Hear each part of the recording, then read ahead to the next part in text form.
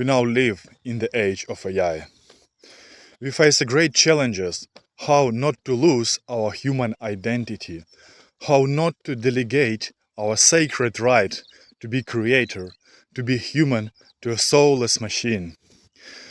But in fact, this is what we actually do, not because artificial intelligence can indeed create something better than human, but because we have delegated our right for the creation. Here is the beginning of the quantum orthodoxy block, where both science and religion work in synergy to reveal the place of a human inside this universe, to bring us closer to the path of immortality for which we all were created. The religion is dead. It has lost its guiding power. We merely can repeat the words of the Holy Fathers which were pronounced 1,000 years ago, and hopefully understand a piece of that sense, without even thinking of further developing. I am Yamir. I am a scientist and a deeply religious person, but my religion was not grabbed from the books. I rediscovered it myself by listening to my heart and proving it through the fine-grained tests of the physical and scientific mind. And I truly believe that we do not have other way rather than using science to guide our religious development, to dive deeper into the physics of unknown. We should use the latest scientific discovery to answer questions which holy people could not even grasp with their mind despite of their powerful spirit. Some things are just too thin and require 1,000 years of technology to be described. And in no way we should put religion and science in conflict versus each other. There was a time when they lived side by side, and this was a natural state. It guided evolution of the human mind. It guided spiritual beliefs as well as scientific progress. And here is to what we should return. The first and probably the most important question what we should answer is who we truly are. Are we biological evolutional machines, or are we replicas of God, or replicas of monkeys, or we are just an illusion, a dream inside someone else's dream? If you are a scientist and think that science has proved that God does not exist, I should tell you, science has never proved and can never prove that God exists or does not exist. What can science do? It can only open your eyes on the picture of the worldview, and then you should trust your heart to decide of what you see. If you are uncomfortable with trusting your heart and believing in your feelings, then answer, what else do you have? What is left from your strict logic when you remove those basic axioms on which everything is built? You basically have nothing to trust except that feeling of righteous, except that feeling of truth, which tells you when you look on the code, on the theorem, or the next scientific discovery by pseudoscientists. Except for that feeling, you basically have nothing with which you can study the world. If you're a religious person and think that science lied to us, then you can go to the woods, eat mushrooms and live there for the rest of your life.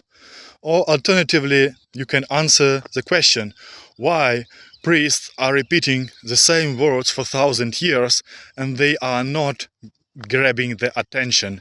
People do not come to the churches and they cannot find spiritual guidance in modern religion. Why does this happen?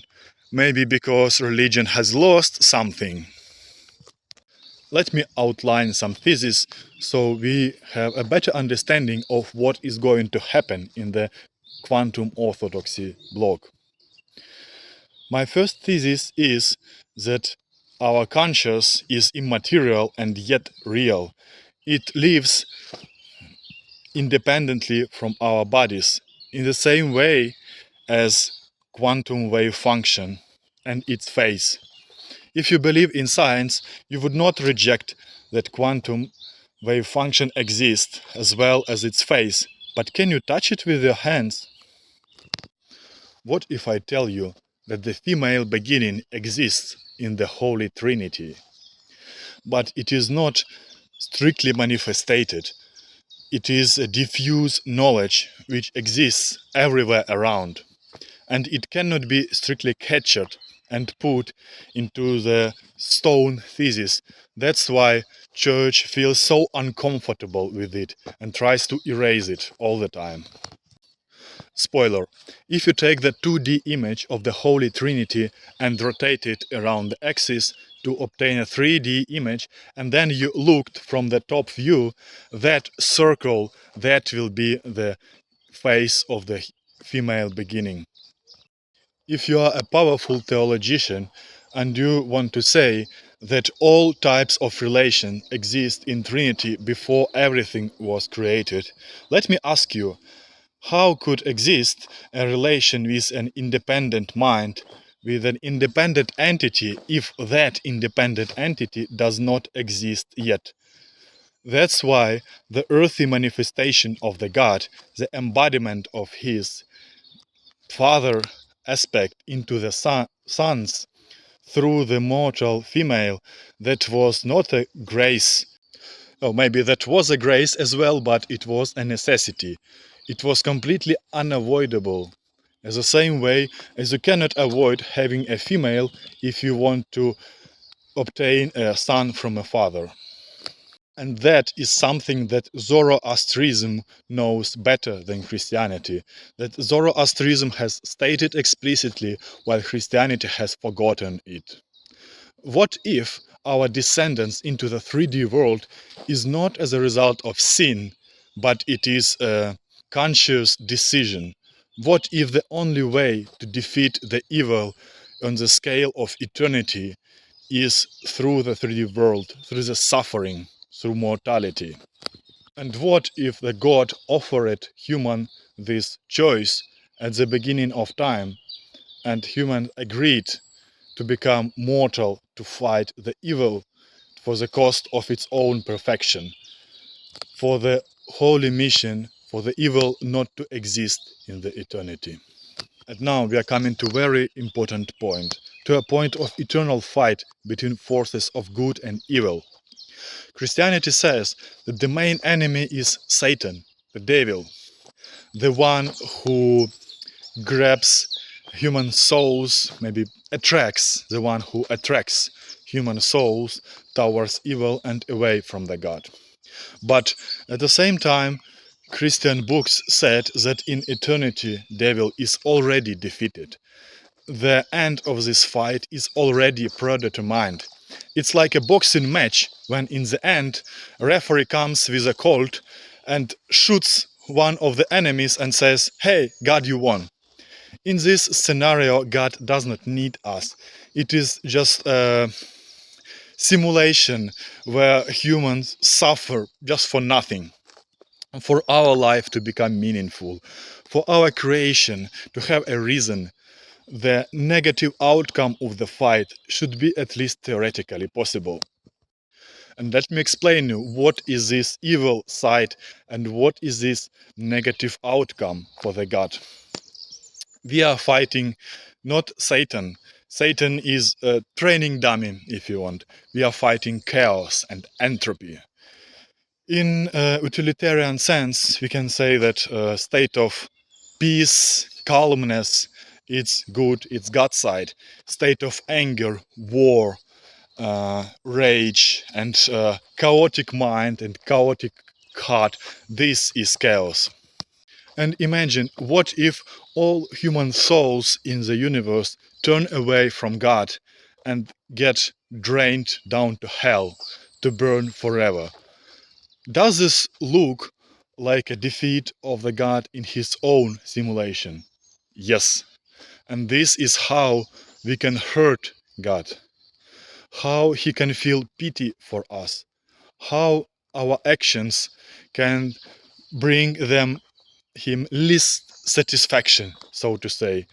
So this fight and this participation of the fight in the fight as independent entities that has chosen the God's side to fight in this eternal battle in which the outcome is not predetermined. This is what makes sense for all that happening around. And this is the knowledge which was known in Zoroastrism and which has been lost or consciously erased in Christianity.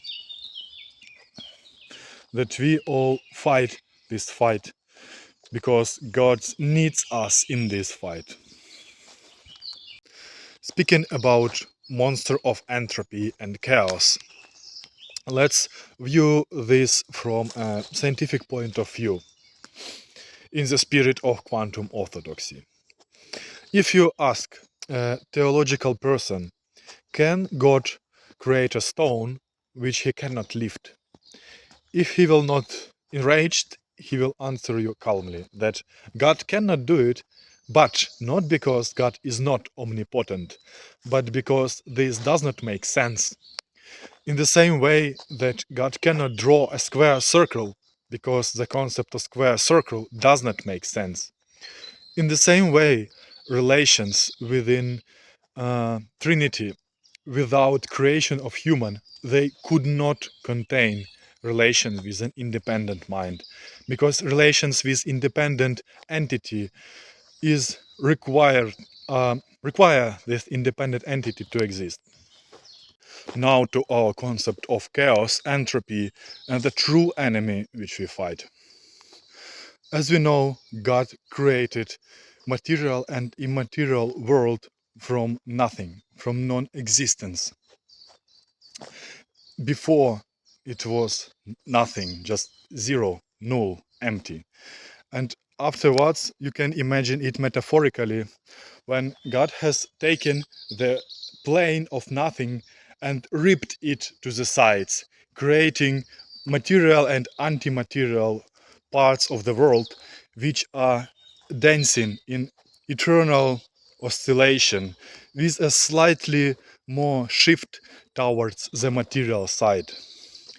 When God did this, when he ripped apart the plane of nothing, and when the material world started to exist, the same elastic snap back of non-existence creates chaos and entropy, which drives everything into its primal state of nothing, where everything annihilates with anti-everything, if you want. This is a snap back of non-existence, and God cannot escape it, because these are the rules of everything. These are the rules of creation. This cosmic chaos, which can fry whole planets, which eats stars, and which can dissolve the whole galaxies into cosmic dust. This is a chaotic monster. This is a face of entropy. And we all are fighters with this. First, we should fight entropy within our hearts. And related point in terms of dispute between evolutionists and creationists.